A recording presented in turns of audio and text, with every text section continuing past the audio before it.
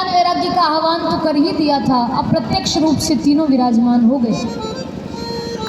अब कथा हो रही है। सनकादि ऋषि कहने लगे, तुंगभद्रा तटे पूर्वम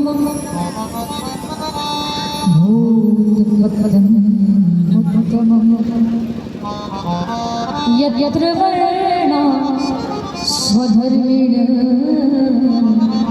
सत्य सत्यकल तत्परा। एक तुंगभद्रा नाम की नदी थी। नदी के किनारे बहुत बड़ा नगर बसा हुआ था। नगर में कई सारे लोग रहते थे। सभी वर्ण के लोग उस नगर में रहते थे। उस नगर में एक ब्राह्मण का घर था। एक पंडित जी महाराज रहते थे जिनका नाम था आत्मदेव जी महाराज। सबको कथा याद होगी। आत्मदेव जी कर्मकांड में बड़े प्रवीण विद्वान, यजमानों के यहाँ जाते, पूजन पाठ कराते, हवन आदि कराते, वास्तु पूजन कराते, गृह प्रवेश कराते, सत्यनारायण की कथा कहते।